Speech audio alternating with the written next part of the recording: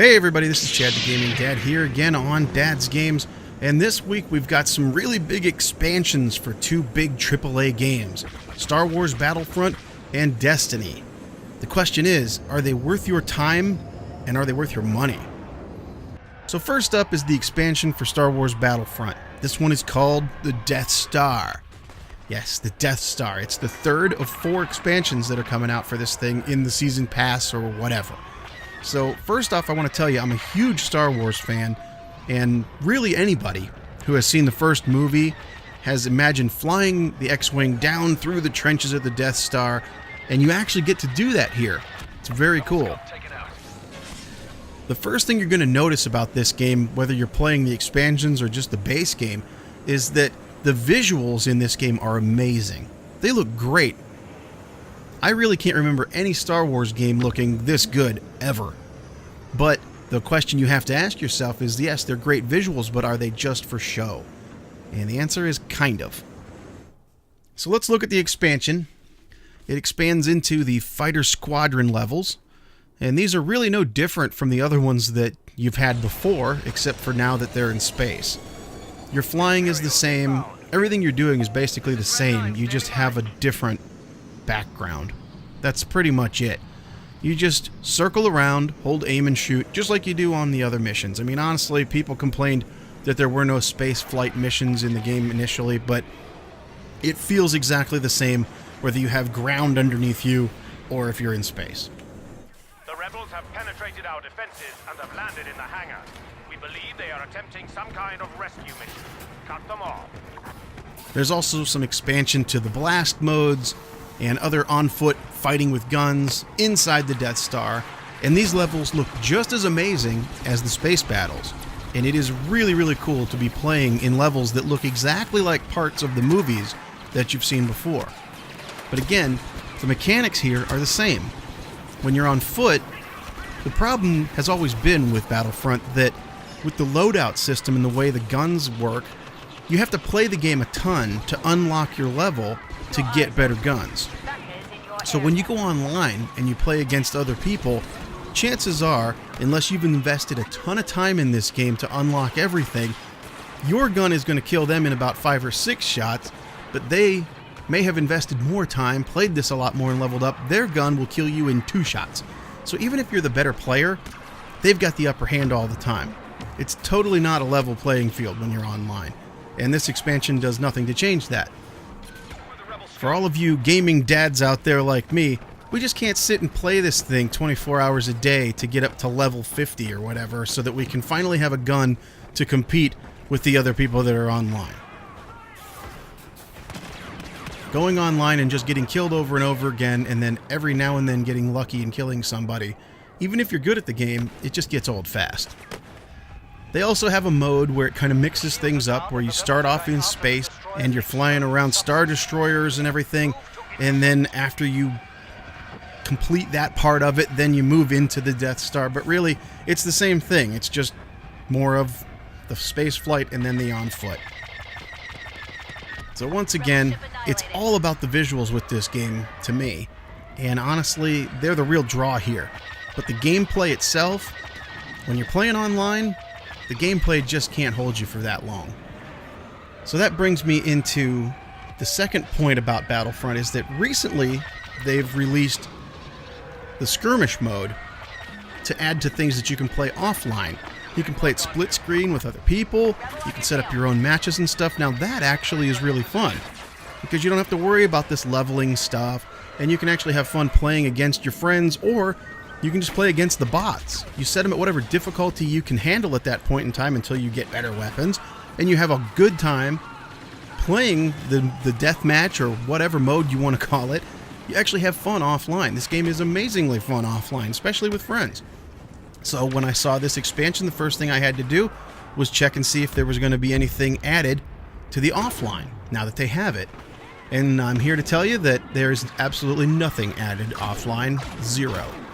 I checked the training missions, I checked the regular missions, I checked the things that came with the game initially, where you basically face waves and waves of enemies and stuff. Nothing has changed. It's all the same. I even went into the skirmish mode, where you have either the walker where you can fight with guns and stuff on the ground in these massive battles, or they also have the fighter squadron stuff in skirmish. Neither one has even gotten a map update.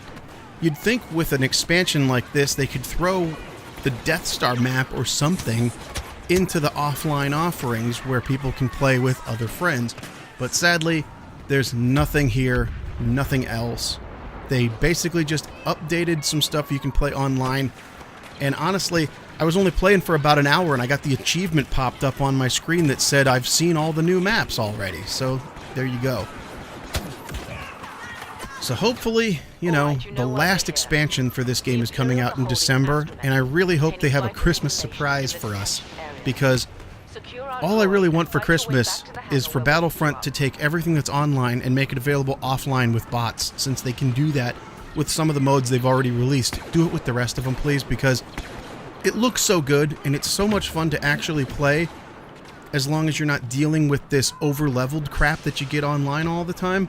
And I know it sounds like maybe I'm whining because I'm not good at the game, you know, get good. But the problem is, people don't want to have to play it for 30 hours just to be able to compete with the other guys. You should just be able to play it offline by yourself if you want to. Call of Duty can do it. These guys can do it too. So please, for Christmas, EA, give us what we want for Christmas.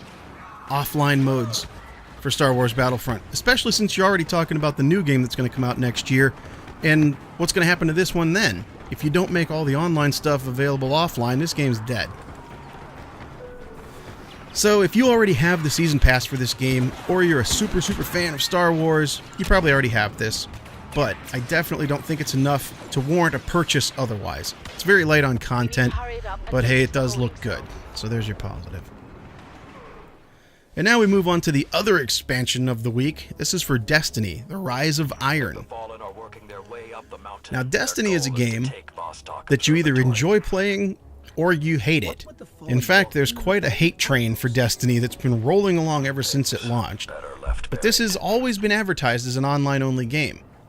They never mentioned anything about playing offline or whatever, so you know up front this is an online-only game. And actually, most of the levels in Destiny are designed to be played by more than one person.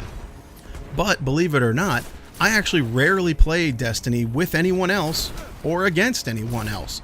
I have so many hours in Destiny that I really enjoy playing, and I pretty much just play solo.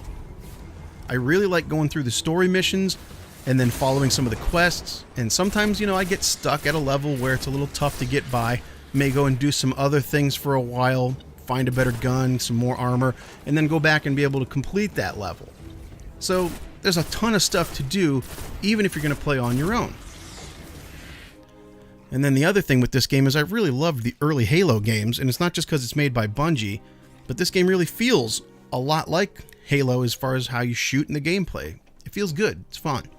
So this expansion actually adds a higher level and more story missions. And even though you can run through those story missions in a couple hours, there's some more quests that are added and nice new levels to play on. They look really good. This is a standalone expansion that costs $30 if you already have Destiny and all the other expansions. But there are actually better deals out there if you don't have the other expansions, where you can buy them as a package with a bunch of expansions. Or actually the best deal, I think, is the one where there's a physical version that came out recently for $60, where you get the original Destiny and all expansions, including this one. So you get the whole thing. That's really not too bad. Especially since I said, if you're starting this game from scratch and you're going to play all the story missions through the vanilla Destiny and then all the expansions all the way through this, you're going to have a ton of hours and a ton of stuff to do solo. And so many cool locations to play, and it's really not that bad. So this expansion not only adds the new location and the story modes and stuff, quests and raids that are coming out soon, but it also adds things to the competitive side too. The PvP got some new maps that look really great, and they also added a mode that is very similar to Kill Confirmed on Call of Duty. This one's called Supremacy. Opponents drop an engram-shaped crest that has to be picked up after you kill someone, and of course you can block that pickup by picking up your own team's crests. This is nothing original, but it is a good addition, and they also added private matches that many people have been waiting for. Overall, this expansion is going to give you more of what those who love Destiny actually like about the game. And even for somebody like me, who again, I haven't learned all the little nuances to be really good online against other live people, but there's so much other stuff to do in Destiny, as well as the stuff where it's co-op. Even if you get in there with somebody who's better than you and you're co-oping, as long as they don't try to give you too much grief about not being as high a level as them, you can actually have a lot of fun with this game.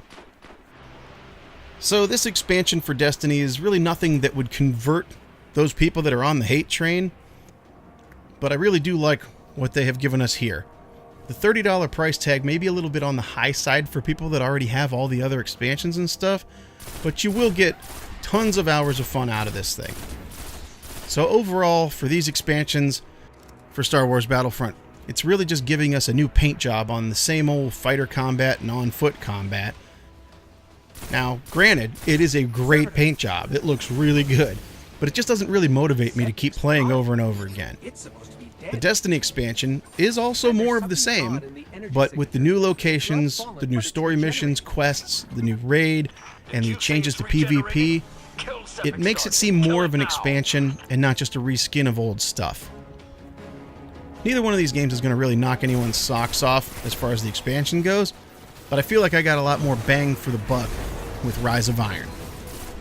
So hopefully this video helps those of you out there who are on the fence about either buying the expansion for these games or purchasing these games to start from scratch. So, till next time, remember, you never outgrow video games. My name's Chad the Gaming Dad, and this is Dad's Games. Thank you for watching, and so long, everybody.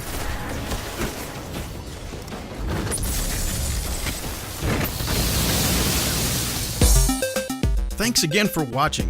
If you liked that video, please press like and subscribe. I love hearing from you guys, so leave your comments and any suggestions down below. Remember, there's tons of other gamers out there just like you and me, and they also know that you never outgrow video games. Feel free to share these videos all over social media, Twitter, Facebook, or whatever you use. This channel is for all of us. Let's make sure they know that they are not alone. Thanks again for watching, and we'll see you on the next one.